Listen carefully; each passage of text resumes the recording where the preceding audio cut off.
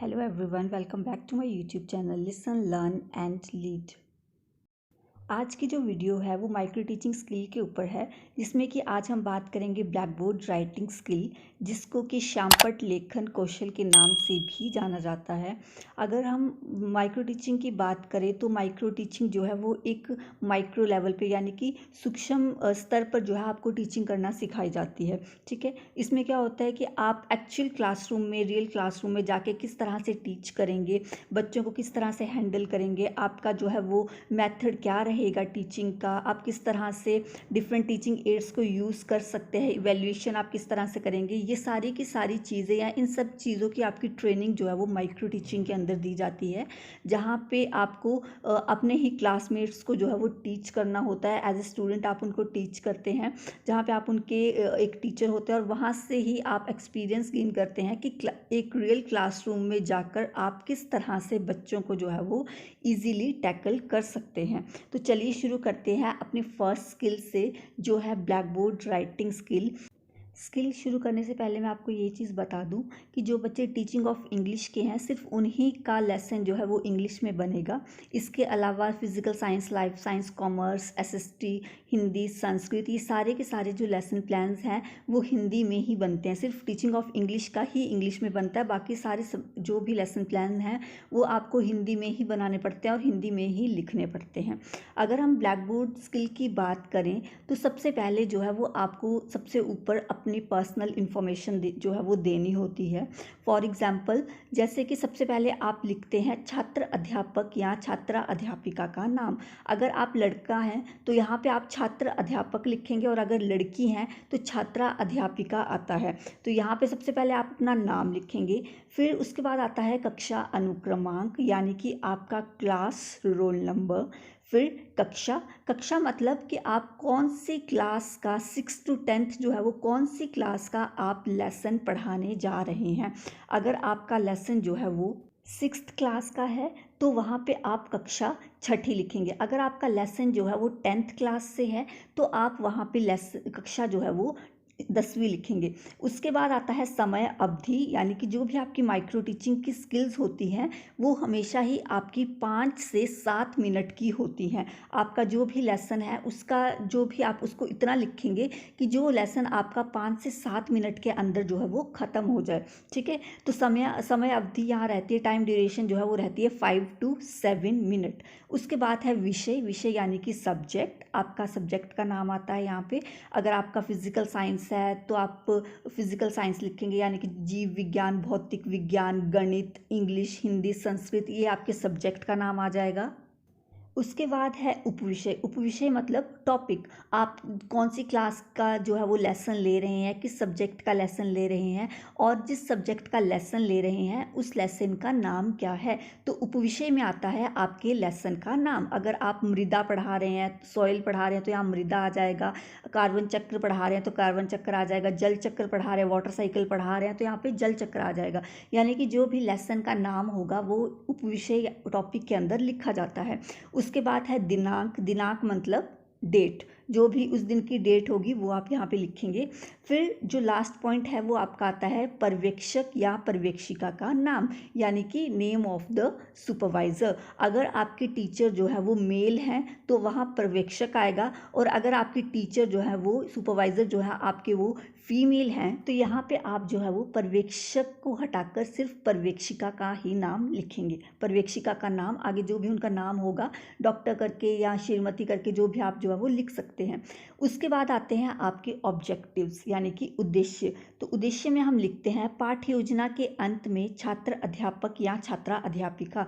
जैसे कि मैंने पहले ही बताया, अगर आप लड़का हैं तो छात्र अध्यापक लिखेंगे, अगर आप लड़की हैं तो आप यहाँ पे छात्रा अध्यापिका जो है वो लिखते हैं। तो इसमें आएगा पाठ्य योजना के अंत में छात्र अध्यापक या छात्रा अध्यापिका श्यामपट्ट लेखन कौशल के अंतःकरण करने में सक्षम होगा या होगी।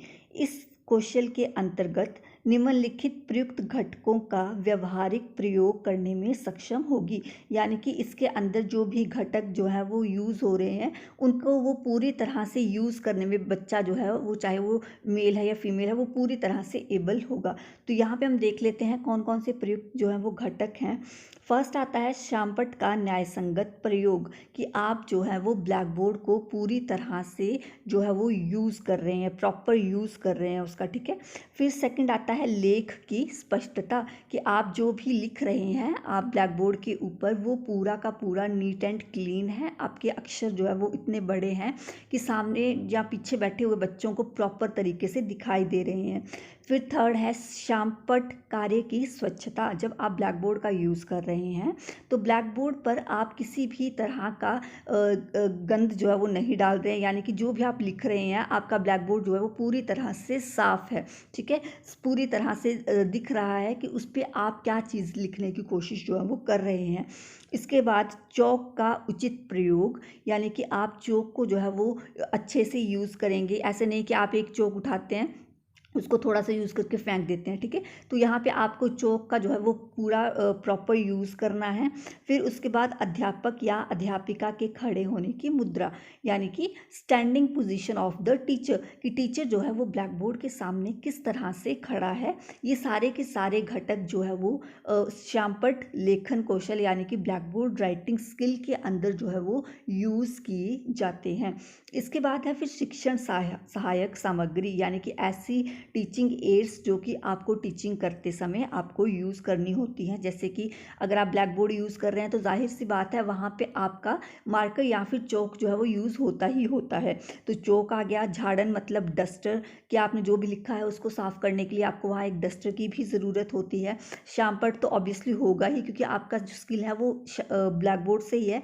और संकेतक यानी कि पॉइंटर, अगर आपने कोई भी चीज़ जो है ब्लैक बोर्ड के ऊपर लिखी है और आप बच्चों को उस अपने पीछे जो है वो इमिटेट करने को बोल रहे हैं, तो वहाँ पे आप उस चीज़ को जो है पॉइंटर से पॉइंट आउट कर सकते हैं कि आप बच्चों को क्या पढ़ा रहे हैं। तो संकेतक का यहाँ मतलब है पॉइंटर, कि आप कभी भी ब्लैक बोर्ड के ऊपर जो है वो हाथ से इशारा करते हुए या ब्लैक बोर्ड पर हाथ से कुछ चीज़ें नहीं बताएंगे। आप हमेशा ही वहाँ पर क्या करेंगे, पॉइंटर का यानी कि संकेतक का जो है वो इस्तेमाल ब्लैक बोर्ड राइटिंग स्किल के अंदर जो है वो करते हैं।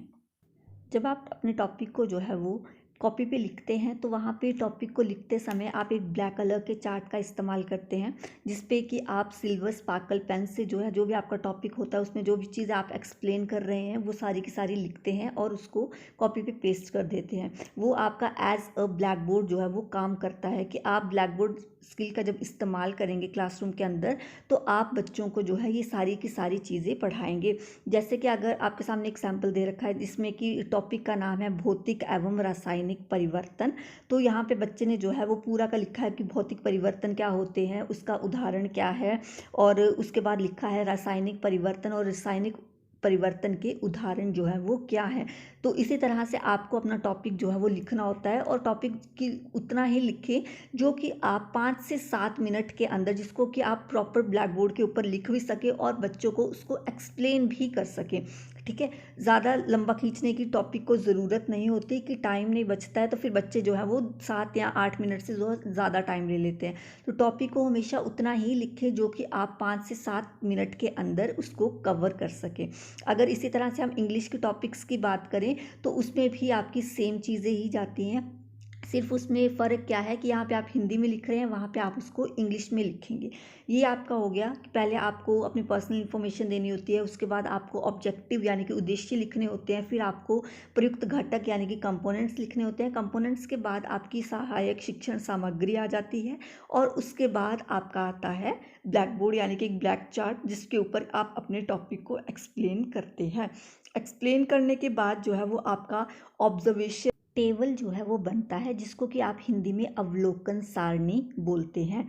तो सबसे पहले आप इसमें लिखते हैं अवलोकन सारणी, उसके बाद आप लिखते हैं क्रमांक संख्या यानी कि सीरियल नंबर, जो कि आपने पीछे घटक यूज़ किए होते हैं उनको ही आप सेम आगे उतारते हैं प्रयुक्त घटक के अंदर, हमने जैसे पीछे बात करी। फिर नेक्स्ट आप बॉक्स में लिखते हैं आवृत्ति यानी कि फ्रीक्वेंसी, और लास्ट बॉक्स में आप लिखते हैं रेटिंग, जो कि आवृत्ति और रेटिंग जो है वो दोनों ही आपको आपका टीचर जो है वो देता है। ठीक है, वो आपको आवृत्ति और रेटिंग जो है वो इस बेसिस पर देगा कि आपने कितने कंपोनेंट्स को वहाँ पे पढ़ाते समय यूज़ किया। क्या जो भी 5 कंपोनेंट आपको लिखवाए गए थे, क्या आपने उन्हीं पांचों कंपोनेंट्स का प्रॉपर तरीके से यूज़ किया, या फिर आपने कोई कंपोनेंट जो है उसमें स्किप कर दिया, छोड़ दिया। ठीक है, या फिर आपने अगर कंपोनेंट्स पूरे यूज़ किए हैं तो वो कितने सही थे। तो उसके बेसिस पर जो है वो आपको आवृत्ति और रेटिंग आपका टीचर प्रोवाइड करता है। और लास्ट में आपका आता है पर्यवेक्षक या पर्यवेक्षिका के हस्ताक्षर। जैसे कि पहले ही बात की थी कि अगर आपके टीचर जो है वो मेल हैं तब आपका आएगा पर्यवेक्षक के हस्ताक्षर, और अगर आपकी टीचर जो है वो फीमेल है तब आपका आता है पर्यवेक्षिका के हस्ताक्षर। ये एक ब्लैक बोर्ड राइटिंग स्किल के लेसन का सैंपल है। यहाँ से आप देख सकते हैं कि आपको लेसन जो है वो किस तरह से लिखना है। आई होप कि आपको वीडियो जो है वो पसंद आई होगी। नेक्स्ट वीडियो में मैं black board writing skill in English यानी कि इंग्लिश में आप ब्लैक बोर्ड राइटिंग स्किल किस तरह से लिख सकते हैं वो लेकर आऊँगी। आई होप आपको वीडियो जो है वो पसंद आई होगी। तो इसके लिए चैनल को लाइक, शेयर और सब्सक्राइब करना ना भूलें, और कमेंट सेक्शन में ज़रूर बताएँ आपको वीडियो जो है वो कैसी लगी।